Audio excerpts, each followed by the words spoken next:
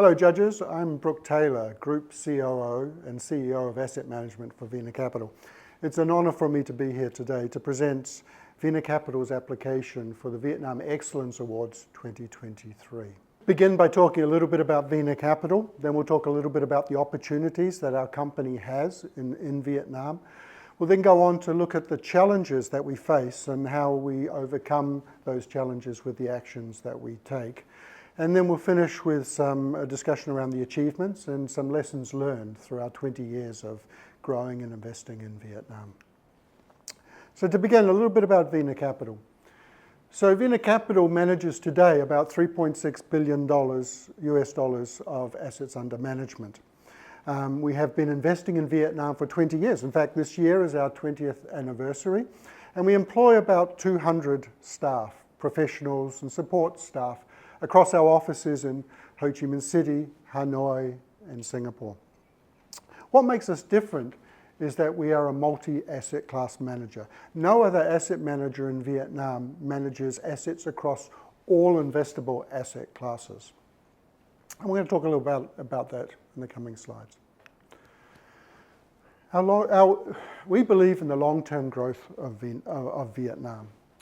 Our vision, is that our core values combined with our global knowledge, local insights, and many years of experience enables us to deliver outstanding long-term investment results and become the trusted partner for investing in Vietnam for both local and international investors.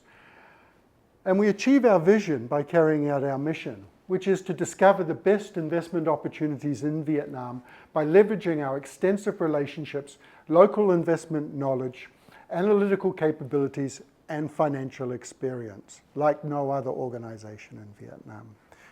Binding all of this together is our culture. And our core values within our culture are integrity, ambition, insight, sustainability, and partnership. So as I mentioned, what makes us different to other asset managers in Vietnam is our diversified investment platform. No other asset manager manages more than 2 asset classes in Vietnam. We manage all asset classes. That includes public and private equity, fixed income, real estate, venture capital, and energy and infrastructure.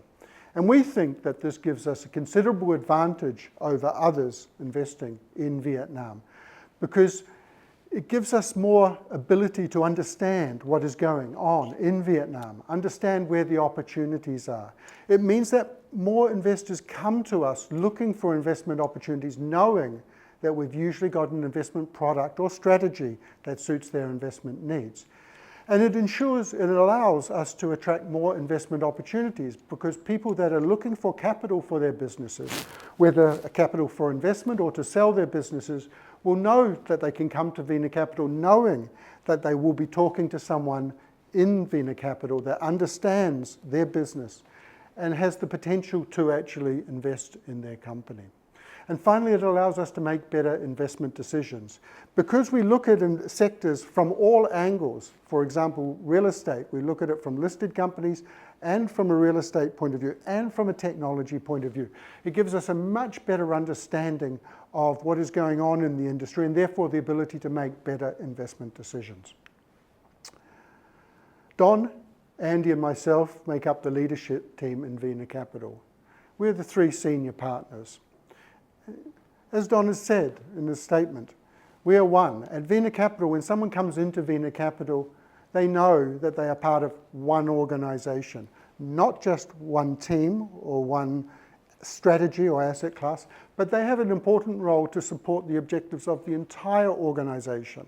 There are no silos in VinaCapital where a group of people just focus on one initiative or one objective and keep that information to themselves. We share and support one another in our business.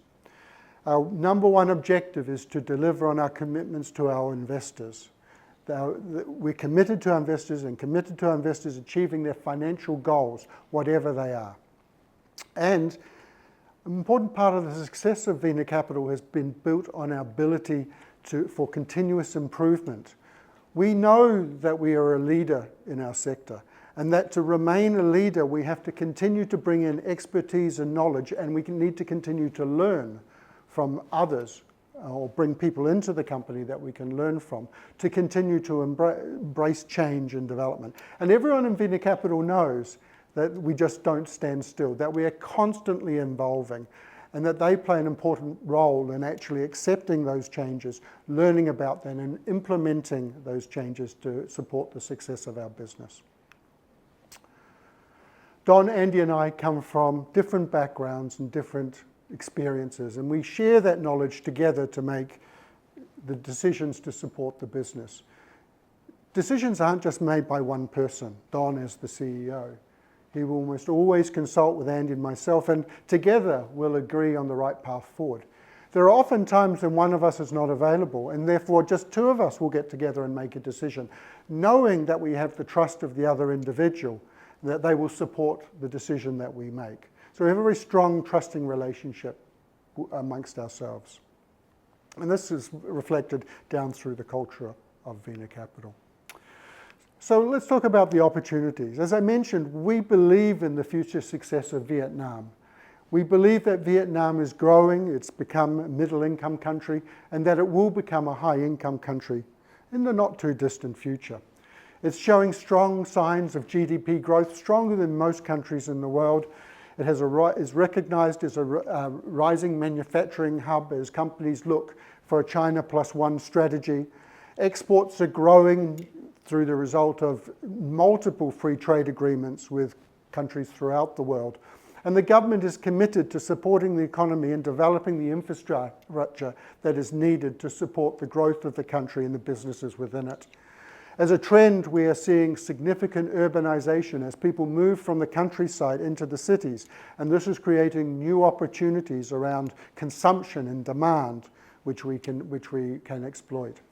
The middle class is also expanding as wealth is growing. Both individual wealth and household wealth is putting more money in the pockets of families and improving the standards of living for everyone. And of course, the high literacy rate, which is set to become even higher as people go to better and better schools and education, is a significant asset in terms of the human capital in Vietnam. All of these things contribute to a successful and exciting future for Vietnam, and something that we recognize the need to be part of. Within our own industry, we can say that we're really just at the beginning. It's at the nascent stages. And some of this information highlights this point exactly. If we look at the stock market, we are approximately 50% of our assets are invested. Vietnam's stock market is only 53% of its GDP. In Thailand, it's 119%, and in other countries, it may be 200 times larger than the GDP of the nation. If we look more specifically at the mutual fund industry, we can see that the mutual fund NAV is less than 1% of GDP. That's about $4 billion. Okay? If we contrast that with Thailand today, it's 30% of GDP, which is about, if you think about it, is about 100, if Vietnam's GDP was, AUM was the same as Thailand's, then the AUM of the asset management industry would be about $120 billion. That's a 30 times increase on where we are today, and that's likely to happen. We're also going to see it in an increasing number of individuals that buy our products. At the moment, approximately 0.2% of the population owns mutual fund products. That's about 200,000 people. In Thailand, it's 2.4%. So if 2.4% of Vietnamese people owned mutual fund products, that would be about 2.3 million people. So we can expect a 10 times increase in the years to come in the number of people that own mutual fund products. And that's the types of people that we are targeting for our products. And of course, another key driver is the middle class. At the moment, the middle class is just 13% of the population. This will grow by 2026 to 26% and will continue to grow to be over 50% of the population sometime in the next few decades. So all of this adds up to huge potential that we are really focused on targeting. We don't look towards the short term. We're really focused on the medium to long term, the next 5 years, the 10 years. And a lot of our business strategy and our human capital strategy revolves around that particular objective. So what are the challenges and the actions that we're taking? And I think in every organization, everywhere in the world, attracting and retaining talent is a key challenge that every organisation has. Like every organisation, we look very, very closely at our recruitment processes and our retention processes to ensure that we recruit the right people for the jobs that we have available, and that when we find talented individuals that are successful in their careers and that show potential, that we retain them and that we don't, they don't wander off and join other companies. So to achieve this, we have a nurturing and inclusive workplace, that we recognise our employees. It's a cliche to say that our people are our most valuable asset, but certainly in asset management, our people are our most valuable asset. It is people that make the investment decisions. It's people that sell our products. It's people that administer our business. All of these things rely on attracting and retaining the best people to fulfill those roles. We offer a very diverse and professional environment. We employ people from multiple different disciplines to fulfill the jobs that we have. And a key part of it is that we empower people. Not all decisions, many companies get focused on one or two decision makers and rely on those individuals to make the right decisions. That's not how we work in VinaCapital. We empower our staff to make decisions, to take on the responsibility of making decisions and learn to exercise judgment. We acknowledge that sometimes people will make mistakes, but that's okay. It's better to make mistakes and then learn and not make those mistakes again than to not develop people. Making mistakes is an important part of the learning process, and we recognise that. Of course, we don't want people to make too significant mistakes, and we monitor the decision-making process to ensure that they're not too reckless. But this is an important part of what we do to develop our people. And it's critical to the development of the next generation of leaders.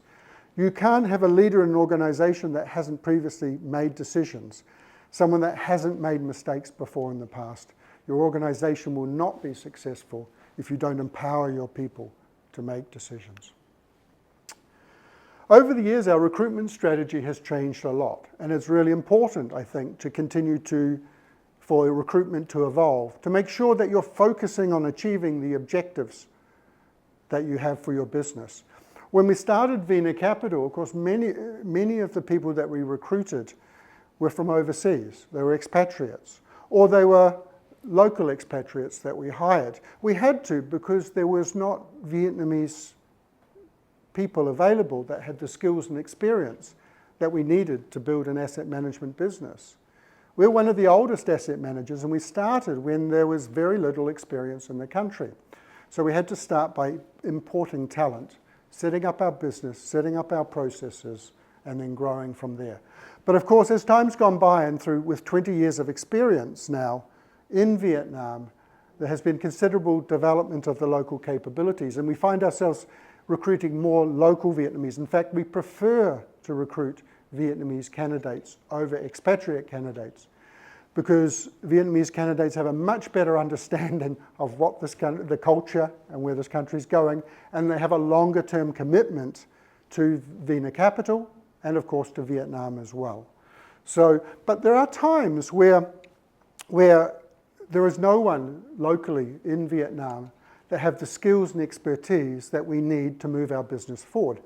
As one of the leaders in the industry, we have to continue to push ourselves forward. We have to continue to evolve and change, as I mentioned before. And you can't do this if you don't have access to the people if you don't bring the right people into your organisation. And if you recognise that those people are not in Vietnam, then we're forced to go overseas and recruit people from outside Vietnam. So from time to time, and more recently, we've recruited from outside Vietnam to bring in specialist knowledge and experience into our business, with the understanding that those people that come into our business have a responsibility to train and develop the local staff, so that eventually local staff can take on those responsibilities from them. It's very critical, and that's part of our HR strategy at the moment. We invest in our people throughout their careers. It starts within a month of them joining. It starts on the first day, but within the first month of them joining VinaCapital, we give all staff an induction program. It's a 3 or 4 hour training session in a morning or an afternoon where we present the things that all staff in VinaCapital need to know to be successful in their careers at VinaCapital. It covers the policies, what is expected of them, the review program, how to be successful, what we're looking for in terms of talent. It looks at things such as our charitable foundations and how they can contribute to their communities, and what's important in terms of our culture and the culture of VinaCapital. And of course, as they advance through their careers with VinaCapital, we continue to monitor their progress. We provide day-to-day mentorship, and we provide training and development to those staff.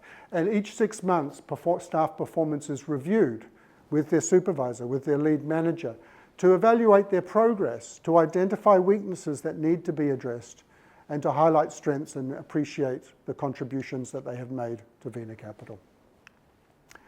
Key to our focus has been this 4-pillar approach. Of course, the foundations are built on paying people incomes that they're comfortable with, that they're happy with.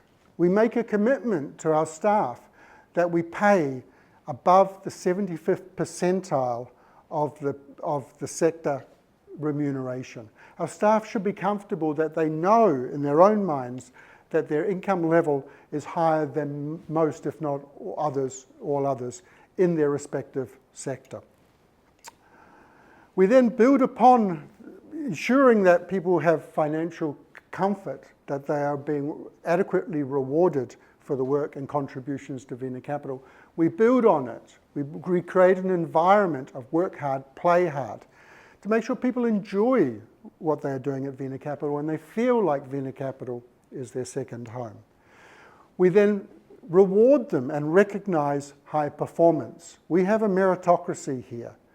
High performers need to be recognized. If someone is contributing successfully or beyond what is expected of them, then we need to recognize that and acknowledge it. And then finally, if people feel committed and loyal to the business, we encourage them then to join us in giving back to our communities. We believe that the success of VinaCapital should not just be shared by the shareholders or the management or the staff, but also to the communities that we work with and that we serve, and that we all need to give back to our communities. So let's look at pillar 1. As I said, we need to make sure that we provide competitive compensation and make sure people feel comfortable when they come to work each day, that they feel like it's their home.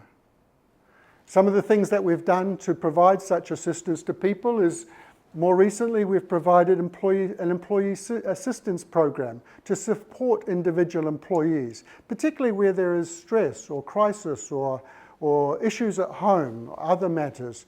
Our staff have a counselling service which they can call. It's not manned by our staff, it's manned by a separate a group that have specialist expertise in counselling and support. We've given our staff survival training.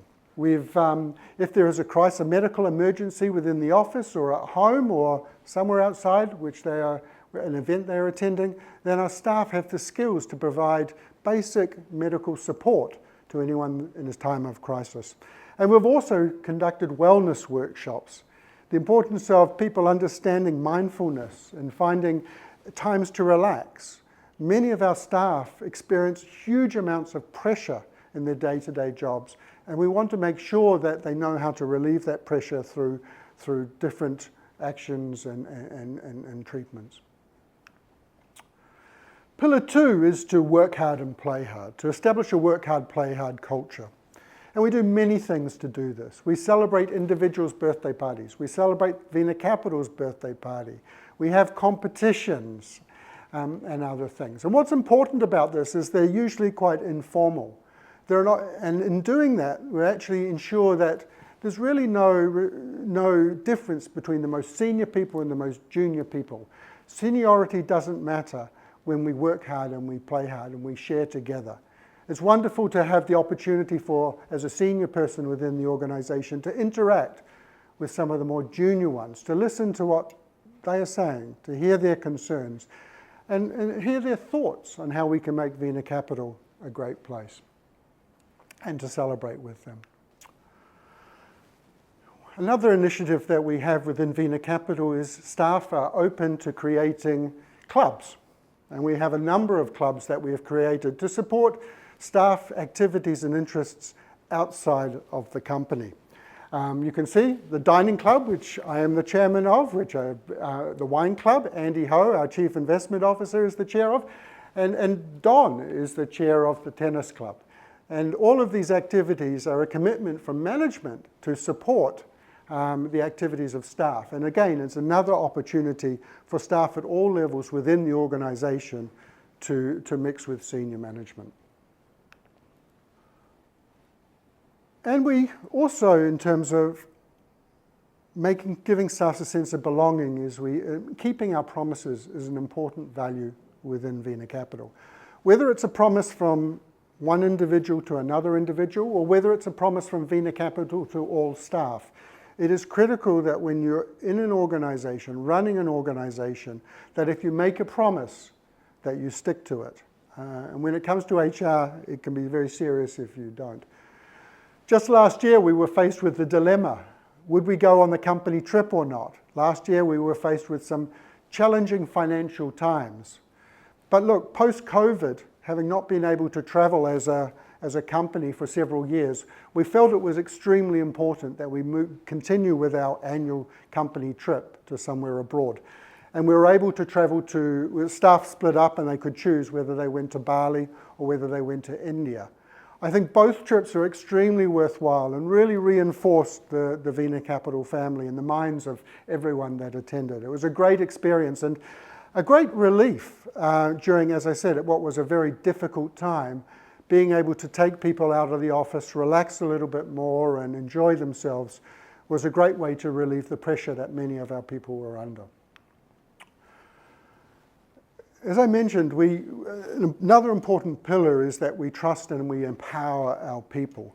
We groom them as future leadership of VinaCapital, and this is increasingly important as our business matures, and some of the more senior people in the organisation are probably wanting to step back in the years to come. We provide all staff with ongoing training. There are information sharing sessions every month where specialists and expertise, people with specialist expertise within the organisation are asked to present and share their knowledge with any of the staff that would like to participate and attend that training.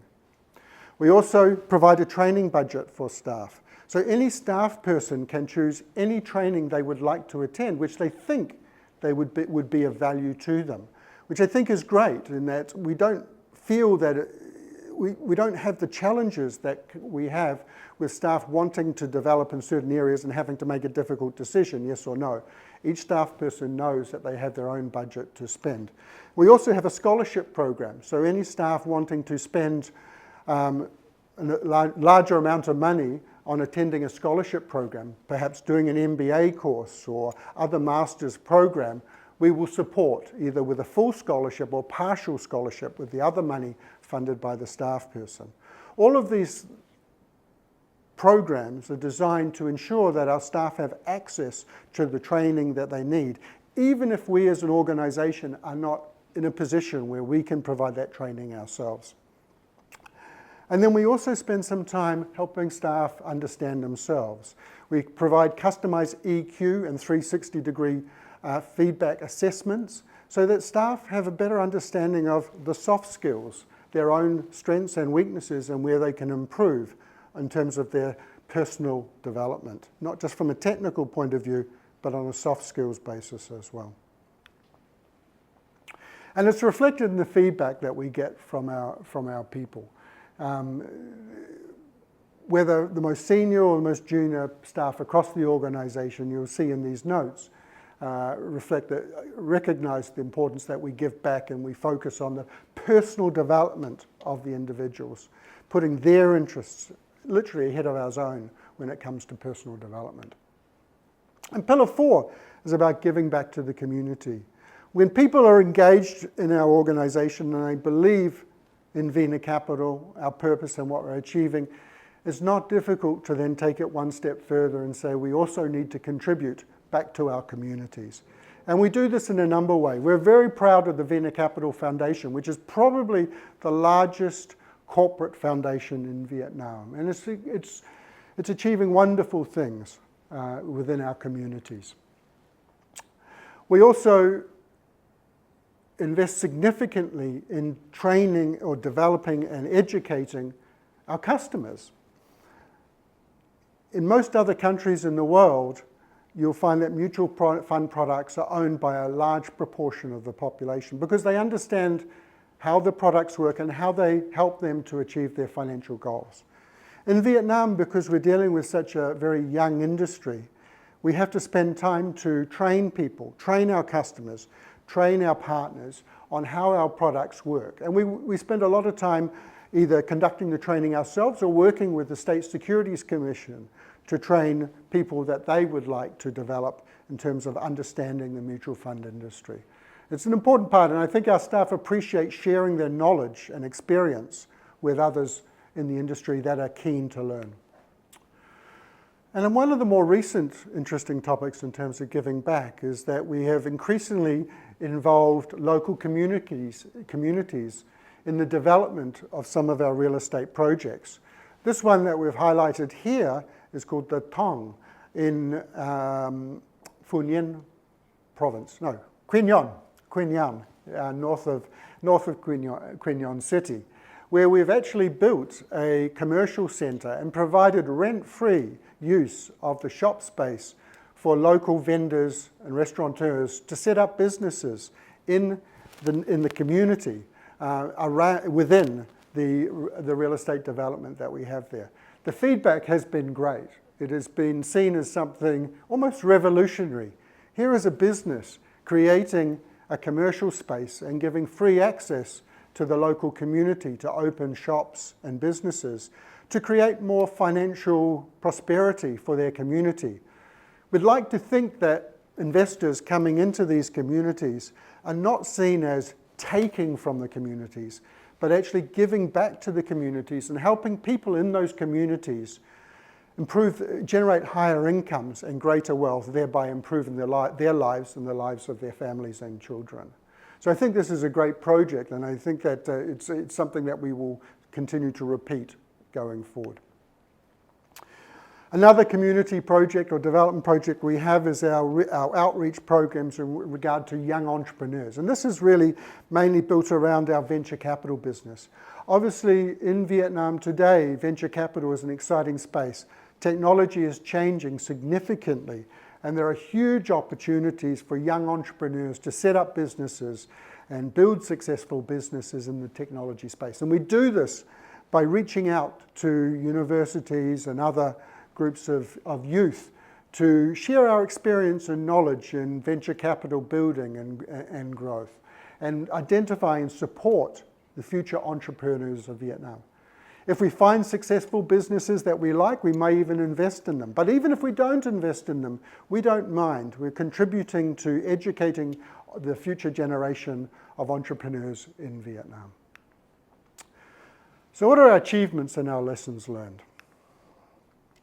We're very proud that over the last 5 or 6 years, we have been recognized as one of the 100 best places to work in Vietnam. In 2020, we were recognized by Alphabet as the best place to work in the financial services sector in Vietnam. We're very proud of these achievements. More focused on terms of our industry, we are consistently a top performer in terms of our investment products. You can see from this list that we have the top equity, fixed income, and balanced funds in the respective classes. This is a significant achievement. We've also, just this year, won the Asia Asset Management Awards for the best fund house in Vietnam and the best equity manager in Vietnam. And all of these awards are a testament to the culture that we have built in VinaCapital. Achieving these awards is not just about one team doing well. For example, the investment team being successfully investing in the right portfolio. Of course, they're making the investments, but to achieve this standard requires the contributions of people across the entire organization. A great example of this is what happened late last year, where, as I mentioned before, there were some financial challenges in our industry, and the mutual fund industry itself was experiencing significant redemption of its mutual funds. You can see here that these are some of the competing products.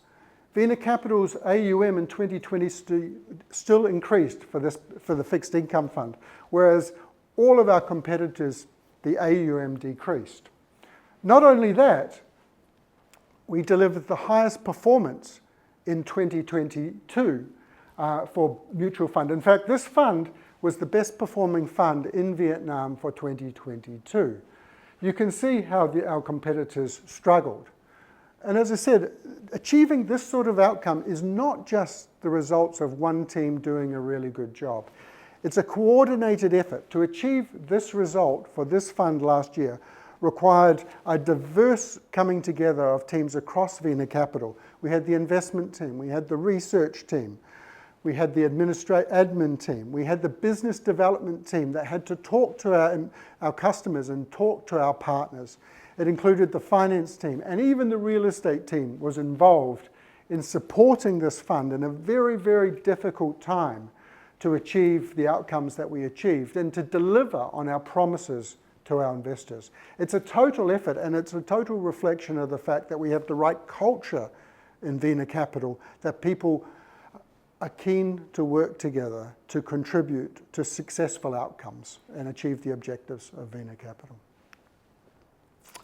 Of course, not everybody that joins VinaCapital stays. Not everybody can stay forever, and we appreciate this. But we we recognize the importance of our alumni. We recognize that people will make other career choices. They will move on.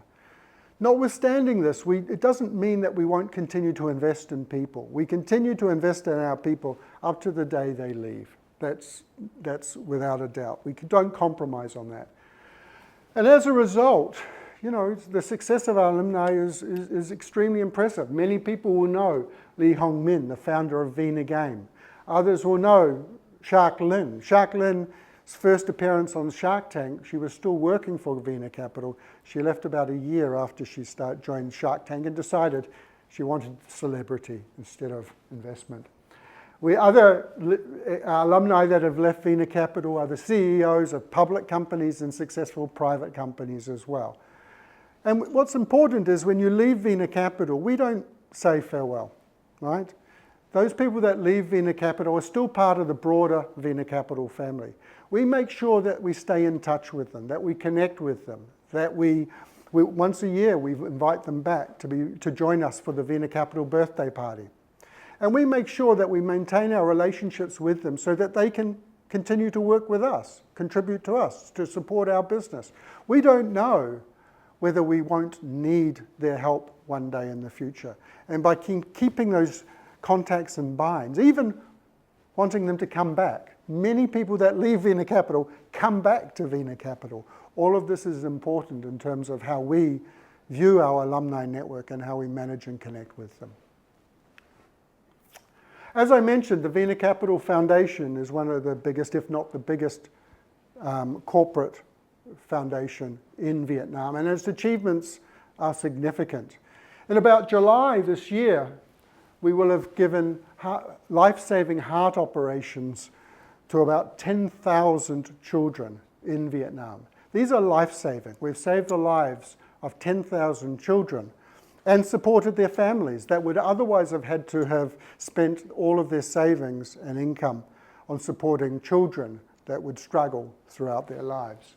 It's a wonderful achievement to be such a significant difference in the community. Another important program that I'm very proud of is our support for Vu Din. It's a program to support ethnic girls where we provide them with scholarships of up to 7 years for high school and university to give them skills that they can eventually take back to their communities and improve and support their own communities. Another way that we see our support reflected back is in our candygrams. Once a year, we can write personal messages to people within our organisation that have supported us in our roles. Sometimes we don't take enough time to thank other people. The world keeps changing and there's so much work to do, but sharing a candygram is a great way of sharing with people in the organisation your appreciation for the support that they have given to you. And of course, this feedback comes through the testimonials of our staff. As you read through these testimonials, I think what is borne out is what I've been saying in terms of our values and how we nurture and develop our people, how we create a sense of family and friendship, a second home for our employees. It's all embodied in the testimonials of our people, and it's great to see that they recognise these points. So finally, to wrap up on what the lessons learned. As I said, our people are our most valuable assets. It's a cliche. Every company uses it, but it's incredible. Many, many companies do not recognize that the people are their most valuable asset. Even if they say that, they don't get the most out of the people within their organizations. I think we achieve this in three key points to how we achieve this. Firstly, we build the right team. We have the right structure, and we make sure that we employ the right person for each position. If they're not the right person, we have to train and develop them. Unfortunately, they might have to leave if they can't change, and we replace them. But you have to have the right people in the right position in the organisation to build your success. You need to understand their needs. It's not just their needs in terms of compensation. What do they need to be successful in achieving what you expect of them? Whether it's training, whether it's access to resources, whether it's additional people, whatever the case may be. If you ask someone to do something, you have to also be expected to give them what they need to be successful. So recognizing that need for them to be successful and delivering on that need is critical. And then the final point here, which Andy is making, is that you have to give people purpose. I believe that when people have purpose and that they're making a difference by achieving that purpose, they are happy. We all want to be successful in delivering on what we're doing. And therefore, to make people happy, give them a purpose, help them as much as possible to achieving the objectives related to that purpose, and then they'll be happy. So thank you very much. I hope that it's been interesting for you, and further information is contained within the appendix of these materials.